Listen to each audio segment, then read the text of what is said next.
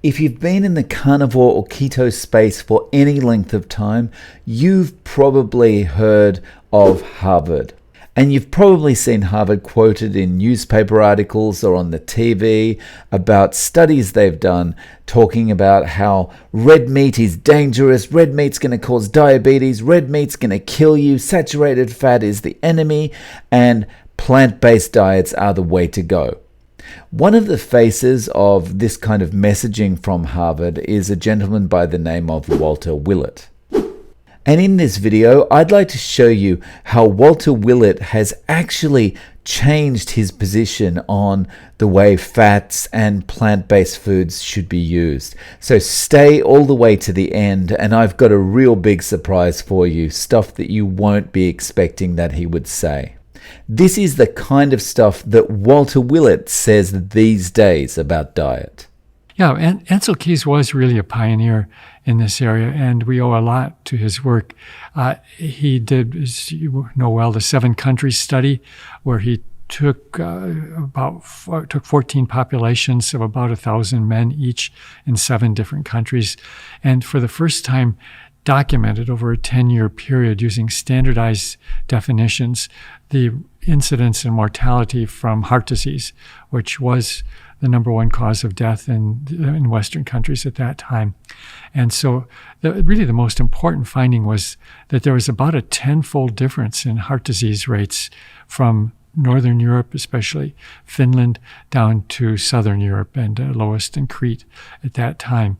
So just showing that there was this huge range of heart disease rates brought on the obvious question of why. And he provided some strong clues that something about diet. Again, instead of red meat, eating whole foods that are healthy plant sources of foods. Diet quality means whole foods, largely plant foods, that higher amounts of whole vegetables, fruits, whole grains, intact grains, and plant protein sources.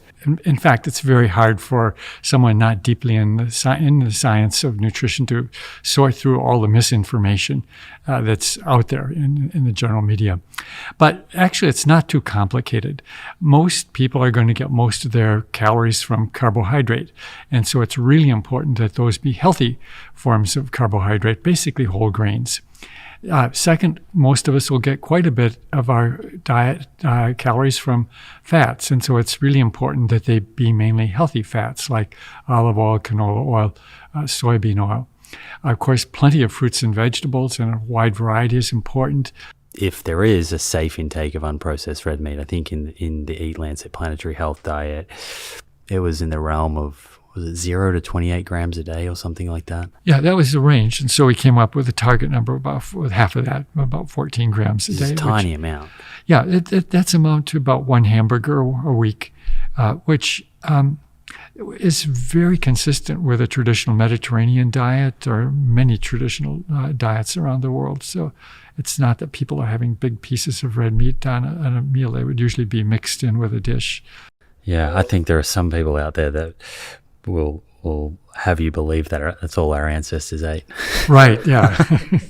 No, and it's certainly not the ancestors of most of the world. And up next is what Walter Willett said 12 years ago regarding diet. And I'd just like to thank Raul Rios on Twitter for sending me this video. That had been part of the belief that fat in the diet is what makes you fat. And I even had colleagues said you can't get fat eating carbohydrate because the body can't convert carbohydrate to fat.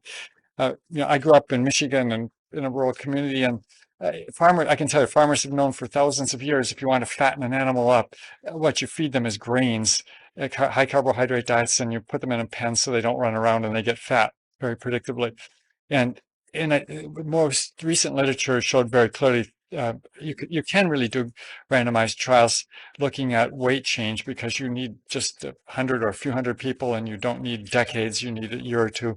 And it's very clear from those randomized trials that low-fat diets, that fat is really not a determinant of body weight. The percentage of calories from fat in the diet is not a determinant.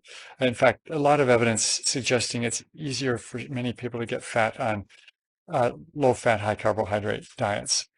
if